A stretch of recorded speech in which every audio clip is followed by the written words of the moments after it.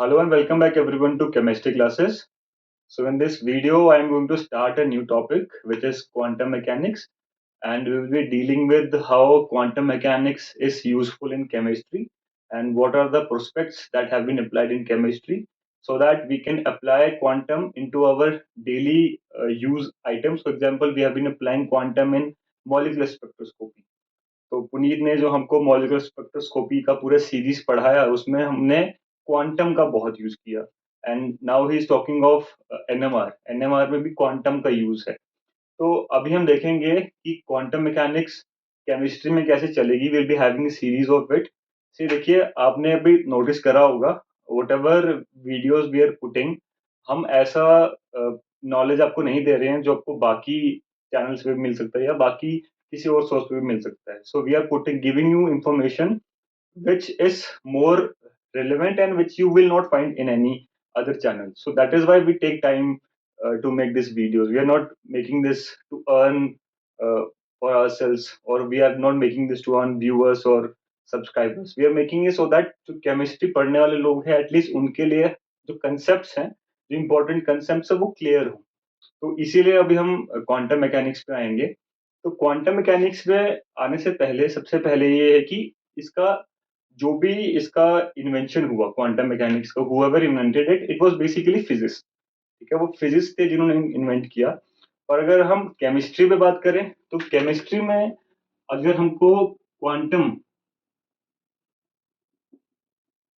ठीक है, केमिस्ट्री में अगर हमको क्वांटम का जिक्र करना है then actually it is bore. Okay, हम सभी ने बोर एटॉमिक मॉडल पढ़ा है, हमें पता है कि डेल्टन एटॉमिक मॉडल आया था। I am just giving an overlay in this video ताकि हमको आइडिया हो जाए कि हम आगे जाके करने क्या वाले हैं और हम कर क्यों रहे हैं। ठीक है, हमें एटॉमिक मॉडल्स पता है। एटॉमिक मॉडल्स में हमने थॉमसन मॉडल पढ़ा, रुदरफोर्ड मॉडल पढ़ा। रुदरफोर्ड मॉडल काफी हद तक थोड़ा एक्यूरेट था, बट उसमें भी काफी ऐसी चीजें थी जो एक्सप्लेन नहीं हो पा रही थी, बिकॉज रदरफोर्ड सेड कि जो हमारा इलेक्ट्रॉन है वो न्यूक्लियस के अराउंड घूम रहा है, बट क्योंकि कोई भी अगर अगर चार्ज पार्टिकल घूमता है तो वो रेडिएट करेगा energy and it will fall back into the centre. ठीक है, बट हमारा एटम जो है स्टेबल है, इसलिए बोर ने कुछ कुछ पोस्टुलेट्स करे, और वो क्यों करे, उसने पोस्टुलेट्स किस बेसिस पे करे वो हम देखेंगे यहाँ पर। तो before going deeper into this, because हमें बोर को पढ़ना पड़ेगा। क्यों पढ़ना पड़ेगा? क्योंकि क्वांटम जो केमिस्ट्री है वो स्टार्ट ही बोर से होती है। क्योंकि आपने देखा होगा we have in our 12th and 11th standard हमने क्वांटम नंबर्स पढ़े थे। तब तो हम क्वांटम केमिस्ट्री नहीं पढ़ते थे, बट स्टिल हमें क्वांटम नंबर्स पता था। Principal quantum number, azimuthal quantum number, वो कहाँ से आया था? वो बोर थ्योरी से आया था। क्वांटम केमिस्ट्री का जात बार बार बोल रहा हूँ बोर से हुआ है, और बोर ने क्या किया था? एटॉमिक थ्योरी दिया था। तो हमें अब एटॉमिक थ्योरी पढ़ना पड़ेगा, फिर देखना पड़ेगा कि why has quantum in chemistry come and how it is being applied. Okay, अभी देखिए क्वांटमाइजेशन जो भी प्रोसेस है उसका मतलब है क्या। ठीक है, अगर मेरे पास एनर्जी है, सपोजिटली मेरे पास टोटल एनर्जी अगर किसी भी सिस्टम की 10 जूल है, ठीक है, अगर मैं इस 10 जूल को डिफरेंट पार्ट्स में डिवाइड कर सकता हूँ। सपोजिटली 5 पार्टिकल्स हैं जिनकी 2 जूल एनर्जी है, इसमें मैं डिवाइड कर सकता हूँ। 10 पार्टिकल है जिनकी 1 जूल एनर्जी है, इसमें भी डिवाइड कर सकता हूँ। तो मैं क्या कर रहा हूँ बेसिकली, इसमें 10 जूल को मैंने क्वांटाइज कर दिया। क्या किया मैंने? ब्रेक डाउन कर दिया। ठीक है, break down, you are breaking a larger energy into smaller packets. ठीक है, स्मॉलर एनर्जी और स्मॉलर पैकेट्स। कुछ किसी भी चीज को, चाहे एनर्जी हो, चाहे ऑर्बिट हो, लेंथ हो, किसी भी चीज को अगर आप स्मॉलर पॉकेट्स में रिप्रेजेंट कर सकते हो, then you are quantizing that thing. Okay, तो quantization of something is called कि आपने उसको पैकेट्स में डिवाइड कर दिया। फॉर एग्जाम्पल प्लैंक कांस्टेंट हमने पढ़ा है। जो प्लैंक था उसने क्या कहा था? उसने कहा था कि जो हमारी फोटोन है, जो हमारी लाइट की एनर्जी है, वो बेसिकली क्वांटाइज्ड है। It is in form of quanta of photons. ठीक है, क्वांटाज में है, it is divided into certain packets. ठीक है, अभी क्वांटाइजेशन आता क्यों है? देखिए, अगर मैंने ये आपको क्या कहा कि 10 जूल एनर्जी है, तो अगर किसी को मुझे क्वांटाइज करना है, अगर 10 जूल एनर्जी को क्वांटाइज करना है, तो मेरे पास एक पैरामीटर होना चाहिए। क्योंकि 10 जूल एनर्जी को तो मेरे पास इनफाइनाइट वेज हैं। मैं इसको इनफाइनाइट वे से तोड़ सकता हूँ। मैं 0.2 लिख सकता हूँ, 0.02 लिख सकता हूँ, ओके 0.001। अगर मेरे पास डिफरेंट वे है, इसको डिफरेंट एनर्जीज हैं, डिफरेंट एनर्जीज को ऐड करके मैं 10 जूल बना सकता हूँ, तो उसको हम क्वांटाइजेशन नहीं करेंगे। क्वांटाइजेशन क्या होगा कि we are giving some limit कि अब जो 10 जूल एनर्जी है, इसके जो कॉन्स्टिट्यूएंट्स एनर्जी पार्टिकल्स हैं, उनकी एनर्जी इतनी ही हो सकती है, उनकी एनर्जी इतनी हो सकती है। So what we are doing is we are basically putting a boundary condition, ठीक है, बाउंड्री डाल रहे हैं हम इस पे, ठीक है, we are putting a boundary. क्या बाउंड्री डाल रहे हैं कि जो एनर्जी क्वांटाइज्ड हुई है, अगर एनर्जी को आप तोड़ रहे हो तो 0.2 पे मत तोड़ो, आप इसको 2 पे तोड़ो, ठीक है। अगर आप 2 पे तोड़ोगे सभी 2 पे टूटेंगी, ठीक है। एक नॉर्मल 2 पे टूटेंगे मतलब एक एक बेसिक रहेगा, बेसिक एनर्जी रहेगा, उसी के मल्टीपल्स होंगे, बाकी एनर्जी जो भी होगी उसके मल्टीपल्स होंगी। तो अगर सपोजिटली मेरे पास ऑर्बिट है, अगर मैंने कहा कि ये ऑर्बिट है, ठीक है, इसका क्वांटम, इसका एक मॉलिक्यूलर एंगुलर मोमेंटम है। तो बाकी अब मैं क्या करूंगा कि बाकी अगर मेरे पास ऑर्बिट्स आ रहे हैं, तो इनका क्वांटम जो मॉलिक्यूलर मोमेंटम है, एंगुलर मोमेंटम है, वो इसके मल्टीप्लिकेशन में होगा। अगर इसका सपोजिटली 2 है एंगुलर मोमेंटम, जो भी इसकी यूनिट है, तो उसका 4 होगा, इसके मॉलिक्यूल्स में होगा। तो यही काम हमारे बोर ने किया।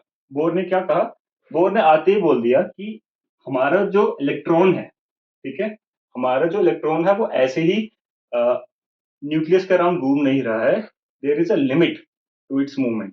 उसने लिमिट लगा दी, क्या लगा दी, लिमिट या बाउंड्री लगा दी, ठीक है।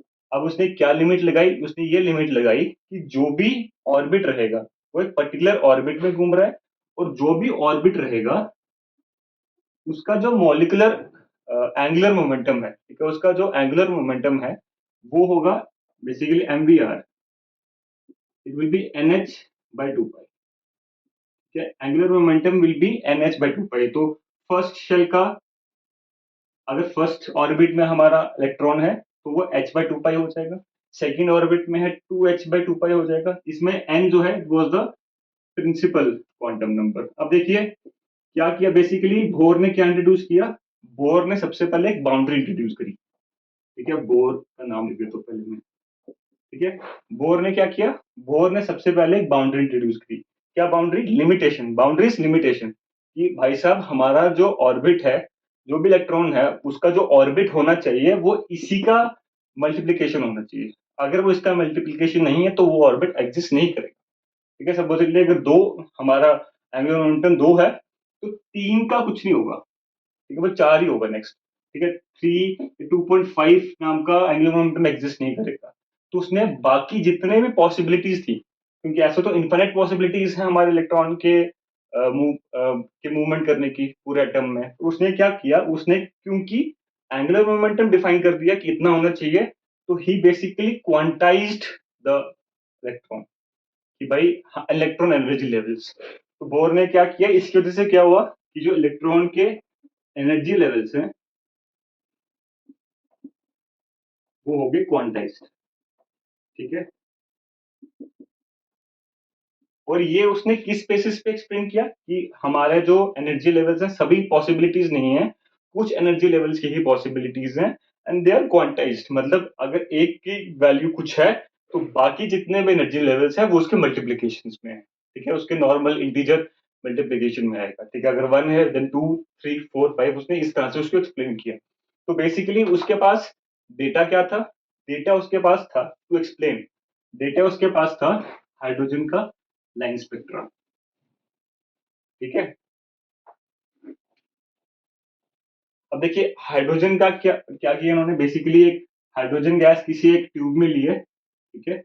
आपने एक ट्यूब में हाइड्रोजन गैस ली, ट्यूब बंद है, उसमें आपने एक इलेक्ट्रिक स्पार्क दिया, ठीक है, इलेक्ट्रिक एनर्जी दी, स्पार्क दिया। तो जनरली क्या होता है, जो हाइड्रोजन मॉलिक्यूल्स हैं वो टूट जाएंगे और हाइड्रोजन एटम जनरेट होंगे।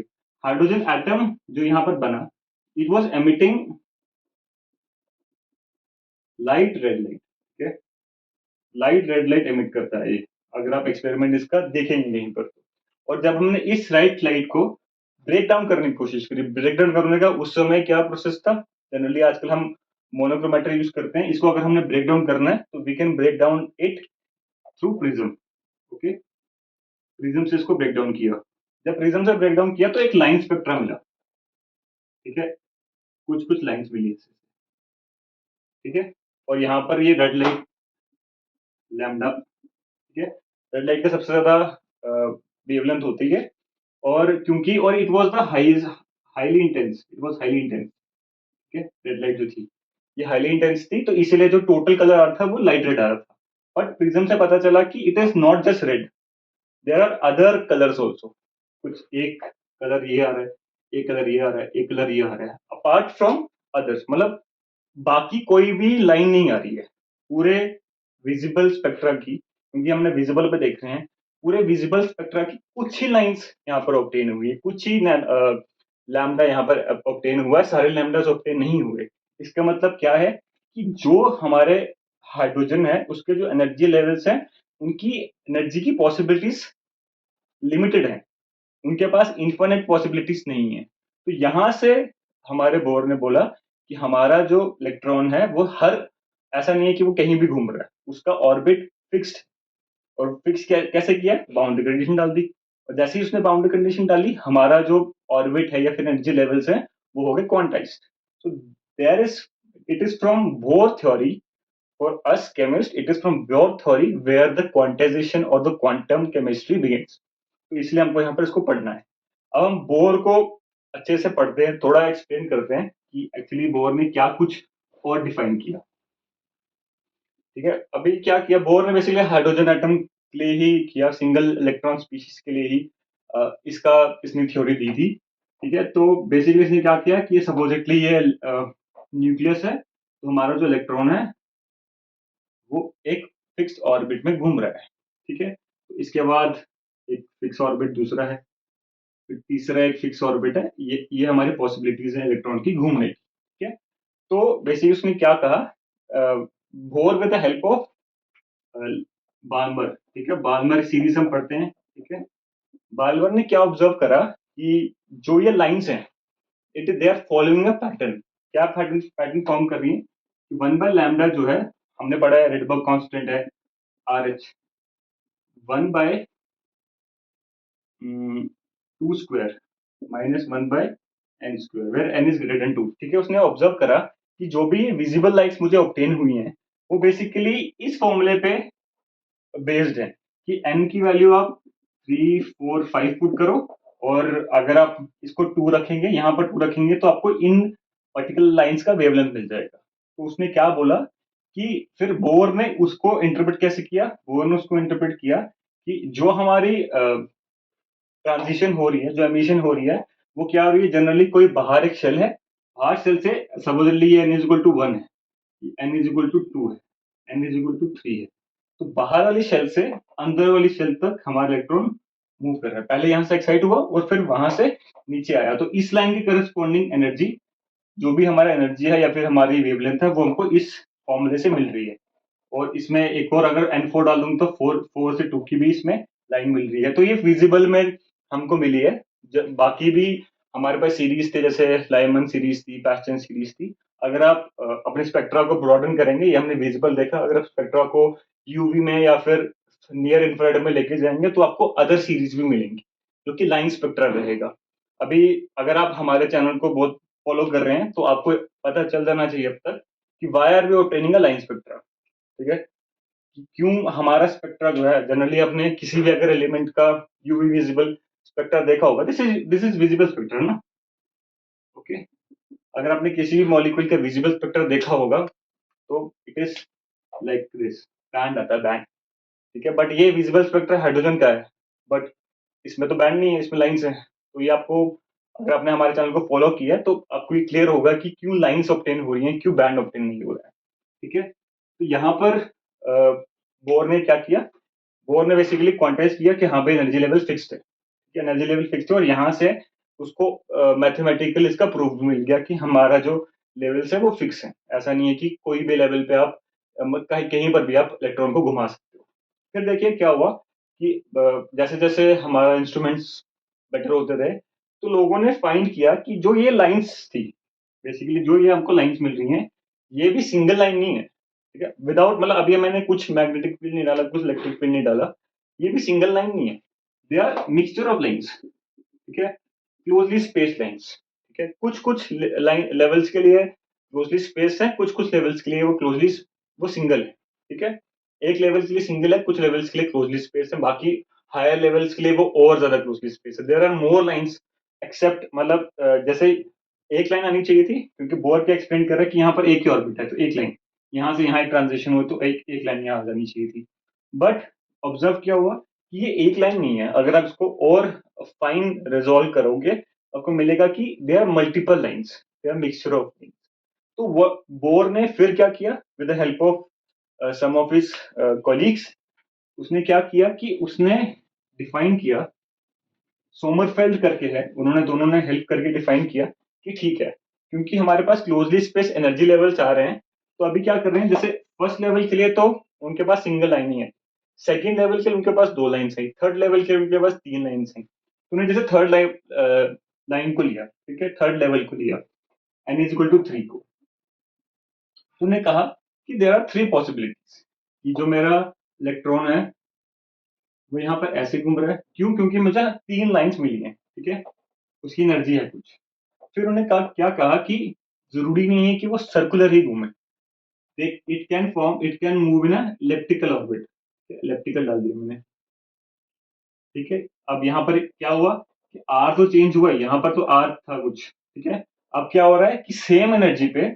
ऑलमोस्ट सेम एनर्जी, इनका एवरेज आर जो है वो सेम है, सेम एनर्जी पे आर तो चेंज हो रहा है, but angle of its movement around the nucleus is also changing, ठीक है, और या फिर मैं इसको और कर दूं, अगर ब्रॉड आर सबके लिए सेम है बट इनका एंगल अलग, तो उन्होंने पाया कि एन इज इक्वल टू 3 के लिए तीन टाइप ऑफ थीटा एंगल, जिसके मतलब angle of rotation around the nucleus possibilities हैं, एक तो नॉर्मल सर्कुलर जिसमें एंगल नहीं है कोई, मतलब एन फाइव इज जीरो, एक जिसमें कुछ वैल्यू है और फिर उसमें कुछ वैल्यू है, and they found out that they are also quantized, ऐसा नहीं है कि theta can have any value, no, they are also quantized, there is fix values for theta, कि अगर n इज इक्वल टू 3 है तो थीटा की वैल्यू कुछ होगी, तो उन्होंने इसको नाम दिया n थीटा, और इसको हम आज के लाइन पे बोलते हैं एजीमुथल क्वांटम नंबर,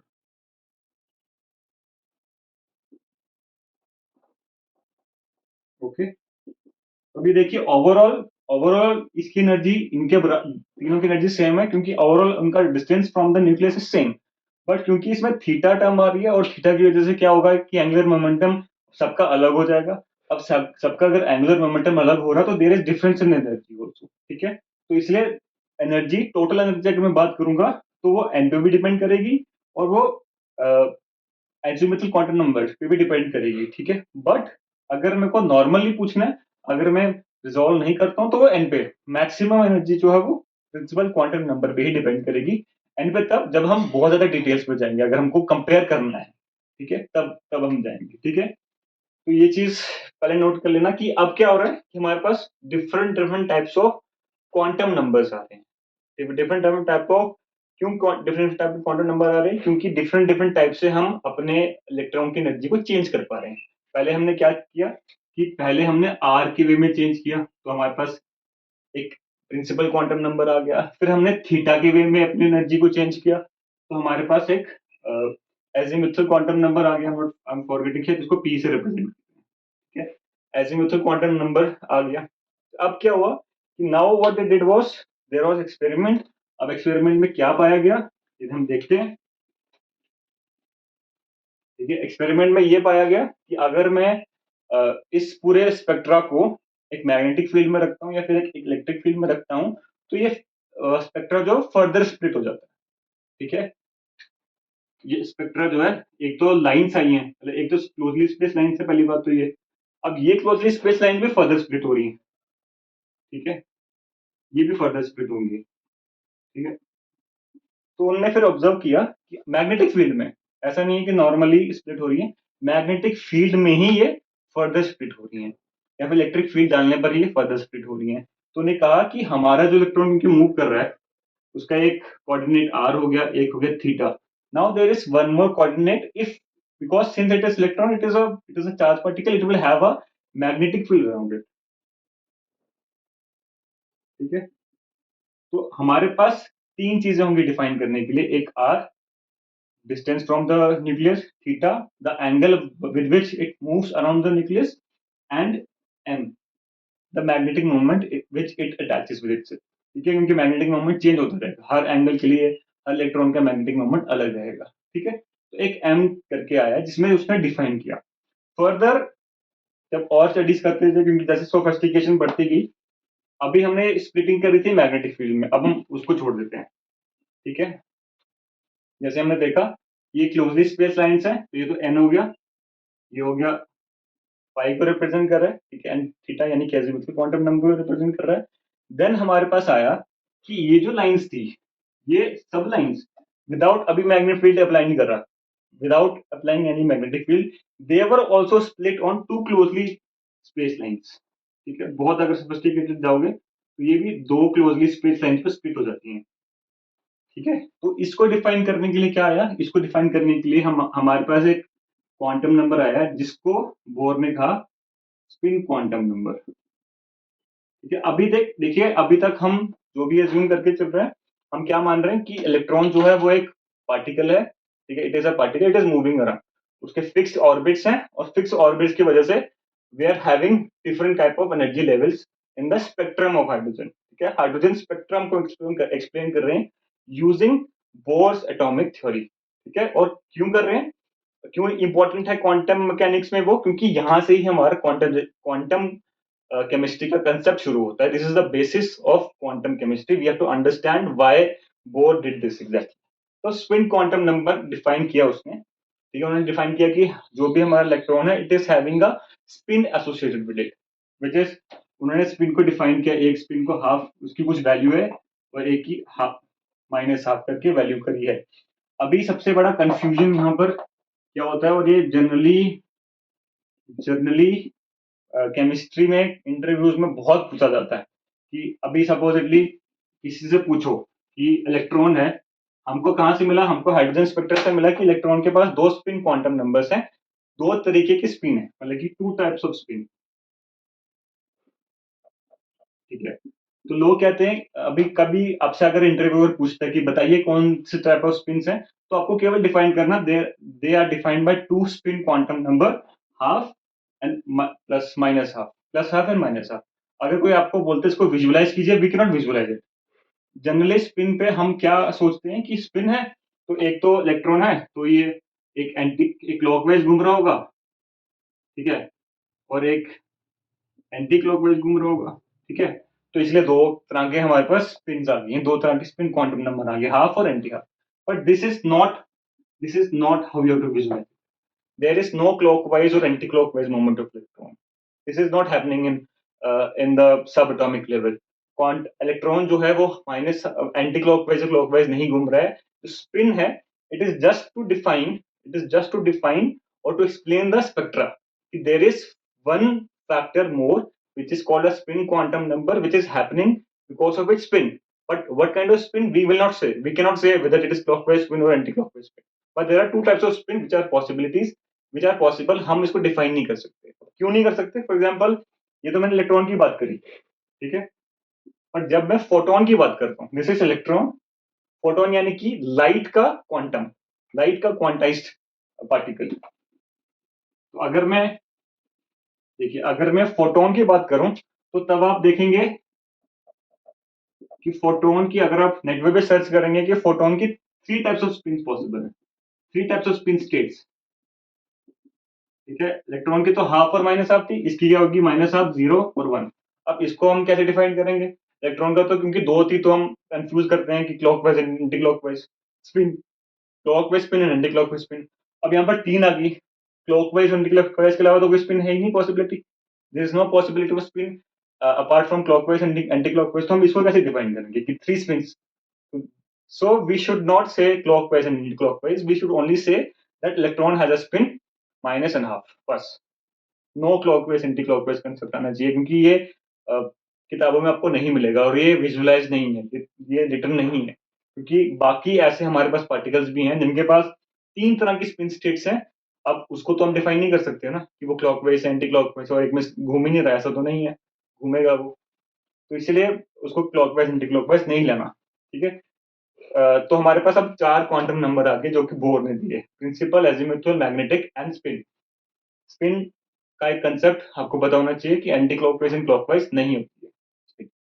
फिर क्या हुआ बेसिकली, फिर हम डी ब्रॉगली पे आ जाते हैं, ठीक है। डी ब्रॉगली ने बेसिकली क्या कहा था कि डी ब्रॉगली ने क्या कहा, अब यहां से बोर के झटके शुरू हो जाएंगे, मतलब बोर का जो क्वांटम थ्योरी है वो गलत होना शुरू हो जाएगी यहाँ से। क्यों? क्योंकि सबसे बड़ी असम्पशन जो उसने करी वही गलत थी, ठीक है। अभी क्या हुआ कि डी ब्रॉगली ने कहा कि हमारे जो सब atomic particles, every particle has a associated wave, कि अगर जितना छोटा पार्टिकल होगा, smaller particle, smaller the particle, the larger the possibilities of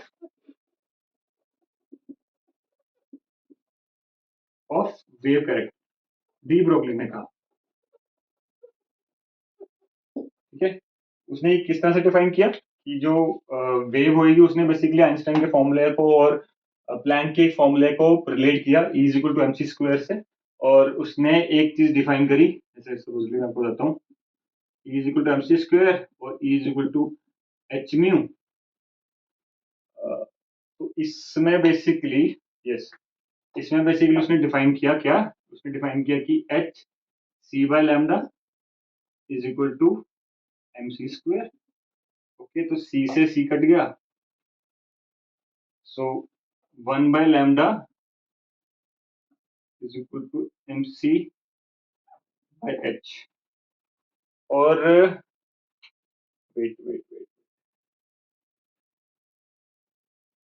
mu is equal to, ठीक है, एच सी बाय लैम्डा ही आ जाएगा। अभी मुझे लैम्डा डिफाइन करना है, lambda will be h by m c, ठीक है। अगर मेरा मेरा जो पार्टिकल है, अगर उसका साइज बहुत छोटा है तो it will have a significant wavelength, और अगर उसके पास सिग्निफिकेंट वेवलेंथ है, अगर उसका मास बहुत छोटा है और it is moving with a good speed, then it will have a significant wavelength. और अगर उसकी वेवलेंथ है significant, then it will have a wave character. तो क्योंकि अभी इलेक्ट्रॉन का जो मास है it is very very high, very very small, तो अगर स्मॉल होगा तो लैम्डा बहुत बढ़ जाएगा। अभी हम उसकी स्पीड तो बहुत ही कम होती है, मास की बात कर रहे हैं। मास जो है अगर उसका बहुत कम है तो it will have a very high lambda. What does that mean? It will have a prominent wave character, ठीक है। ये डी ब्रोगली ने कहा। तो अब डी ब्रोगली ने बेसिकली क्या डिफाइन कर दिया कि बेसिकली जो आप भी कह रहे हो कि ये न्यूक्लियस है और इलेक्ट्रॉन घूम कर, अभी हम जैसे देखिए हिजनबर्ग अनसर्टेनिटी में नहीं आए, अभी we are still saying it is an orbit, okay. तो आपको इसको ऐसे नहीं बोलना है, क्योंकि इतने छोटे लेवल पे इलेक्ट्रॉन जो है वो ओनली पार्टिकल बिहेवियर शो नहीं करेगा, वो वेव कैरेक्टर भी शो करेगा। तो अगर आप इसको मूव करा रहे हो तो बेसिकली आपको इसके पास एक सिग्निफिकेंट वेवलेंथ है, तो आपको इसको बेसिकली इस वे में मूव करना पड़ेगा। It is having a wavelength, ठीक है। अब एक फिक्स वेवलेंथ है, मतलब एक कंप्लीट वेव फॉर्म करेगा इलेक्ट्रॉन। तो ये वेव का अगर मैं डिफाइन करूं, इसका सर्कमफ्रेंस हो जाएगा 2πr, ठीक है, 2πr। Now it will B lambda, it will have one wave, complete wave. तो अगर फर्स्ट लेवल है तो एक वेव, अगर आप दूसरे लेवल की बात करें तो दूसरे दूसरे वेव, तो एन लैम्डा। डी ब्रोगली ने ये कहा कि आप जो है अपने इलेक्ट्रॉन को नॉर्मल पार्टिकल की तरह मत घुमाओ, अब उसको वेव की तरह घुमाओ। अब क्या लिमिटेशन यहाँ आ गई कि हाँ भाई, अब लिमिटेशन क्या है कि एक पूरी वेव कंप्लीट होनी चाहिए। ऐसा नहीं है कि आपने यहाँ से शुरू किया और वेव आधी मतलब ओवरलैप नहीं करी, प्रॉपर ओवरलैप नहीं करी, तो अब क्या हुआ कि एनर्जी हमने फिर से क्वांटाइज कर दी। जो बोर ने कहा कि भाई m b is equal to n h by lambda, n h by 2 pi होना चाहिए, वो बेसिकली यहीं से आ जाएगा। अगर आप यहाँ से लैम्डा पुट करेंगे तो लैम्डा बेसिकली क्या, h by m c, lambda basically h by m c से पुट करके एन एच बाय 2 पाई ना, तो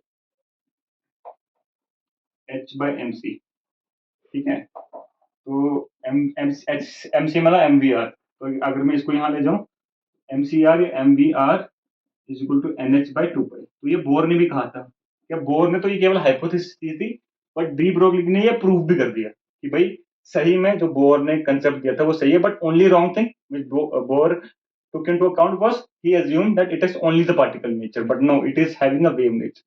अब यहाँ से हमारी क्वांटाइजेशन कंसेप्ट जो है वो शुरू होगा, श्रोडिंगर इक्वेशन शुरू होंगी. अभी मैं हीजनबर्ग अनसर्टेनिटी प्रिंसिपल में नहीं गया हूँ, जिसमें वो बोलेगा कि आप ऑर्बिट नहीं डिफाइन कर सकते. वो हम नेक्स्ट वीडियो में आते हैं, उसको एक्सप्लेन करेंगे. तो बेसिकली मैं आपको यहाँ तक पहुंचाना चाह रहा था कि बोर ने कैसे क्वांटाइजेशन शुरू करी, ठीक है. और शुरू करते करते हम एक बहुत ही अच्छे कंसेप्ट में आ गए कि electron is behaving like a wave. Behaving like a wave. अब क्योंकि ये वेव की तरह बिहेव कर रहा है, हर वेव की हमारे पास एक पर्टिकुलर रिप्रेजेंटेशन होती है, मैथमेटिकल रिप्रेजेंटेशन. तो यहां से अब हमारा मैच शुरू हो जाता है. अब हम फिर से क्या करेंगे, हम पार्टिकल्स को वेव की फॉर्म में स्टडी करेंगे, उसको डिफरेंट डिफरेंट लेवल्स पे रखेंगे, डिफरेंट डिफरेंट बाउंड्री कंडीशंस उस पर लगाएंगे और फिर देखेंगे कि क्या चेंजेस आ रहे हैं. ठीक है, डिफरेंट डिफरेंट बाउंड्री कंडीशन लगाने के बाद क्या चेंजेस आ रहे हैं. Because electron is a wave, now we have to move to wave mechanics. ठीक है, वेव मैकेनिक्स या फिर क्वांटम वेव मैकेनिक्स.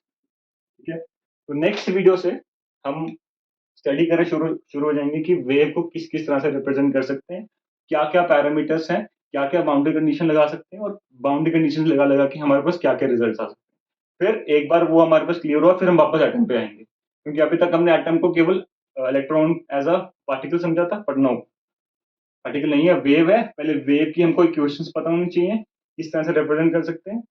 वेव को इक्वेशन समझने के बाद will come back to the atom. Atom को फिर से एज अ वेव स्टडी करेंगे, डिफाइन करेंगे कि अच्छा अच्छा अब हमारे क्या क्या पैरामीटर्स चेंज हो सकते हैं.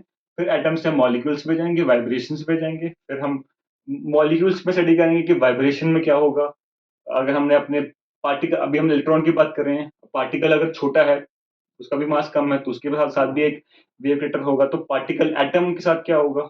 ठीक है, तो हम इलेक्ट्रॉन से शुरू करेंगे, इलेक्ट्रॉन से शुरू करते करते एटम में जाएंगे, फिर एटम से हम मॉलिक्यूल में जाएंगे. और सबका क्योंकि वेव कैरेक्टर है, तो सब को हम रिप्रेजेंटेशन, वेव रिप्रेजेंटेशन देखेंगे और क्वांटम मैकेनिक्स वैसे स्टडी करेंगे. तो आई होप आपको ये वीडियो में क्लियर हुआ है कि हम क्वांटम पढ़ क्यों रहे हैं, कहाँ कहाँ से हमको कहाँ तक क्वांटम लीड करी है.